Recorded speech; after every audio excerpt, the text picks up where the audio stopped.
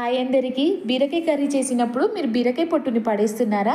పడేయకుండా ఒక్కసారి ఇలా పచ్చడి చేసుకొని తినండి. ఎంత బాగుంటుందో తెలుసా? నోటికి కమ్మగా ఉంటుంది. ఒక ముద్ద ఎక్కువ కూడా తింటారు. అండ్ దీంట్లో చాలా ఫైబర్ కూడా ఉంటుంది కాబట్టి హెల్త్కి చాలా మంచిది. నోరు చేదుగా ఉన్నప్పుడు కూడా ఇలాంటివి తినండి, బాగుంటుంది. ఇప్పుడు నేను ఇక్కడ 3 పెద్ద బీరకాయ పొట్టు తీసి పక్కన పెట్టుకున్నాను. 2 టమాటాలు కూడా తీసుకున్నాను. ఇప్పుడు బీరకాయ పొట్టుని శుభ్రంగా కడిగి ఒక కడాయిలో వేసి బాగా కలుపుతుండాలి.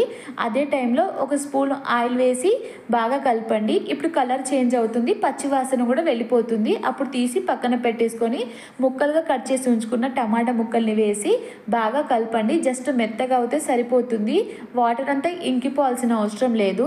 పేస్ట్ అయిపోయాక తీసి పక్కన పెట్టుకోండి. బాగా కారం ఉన్న 3 పచ్చిమిరపకాయలు తీసుకొని ఒక స్పూన్ ఆయిల్ వేసి బాగా వేయించుకోండి. ఒకవేళ కారం తక్కువ ఉంటే 5 తీసుకోండి. నెక్స్ట్ పచ్చిమిరపకాయలు తీసి పక్కన పెట్టేసి ఒక స్పూన్ కందిపప్పు, శనగపప్పు, మినపప్పు తీసుకొని వాటిని గోల్డెన్ కలర్ వచ్చేలాగా వేయించుకోండి.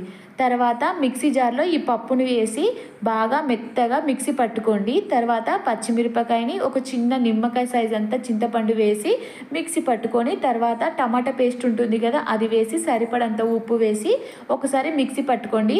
ఇప్పుడు ఇది టమాటా చట్నీలా ఉంటుంది. ఇడ్లీ, దోశ, పెసరట్లోకి సూపర్ ఉంటుంది. ఒక్కసారి మీరు ట్రై చేయండి, చాలా బాగుంది అన్న ఫీలింగ్ మీకు వస్తుంది. ఇప్పుడు ఏం చేయాలి, బీరకాయ పొట్టుని వేసేయండి. వేసి ఒక 2 సార్లు జస్ట్ అలా మిక్సీ తిప్పండి. మెత్తగా అవ్వాల్సిన అవసరం లేదు. అంతే. ఇంకా పోపు వేసుకోండి.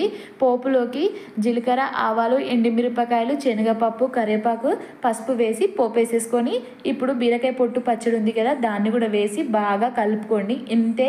ఎంతో బాగుండే, చాలా ఫైబర్ ఉండే బీరకాయ పొట్టు పచ్చడి చాలా బాగుంటుంది. ఒకసారి ట్రై చేయండి. నచ్చితే లైక్ చేయండి.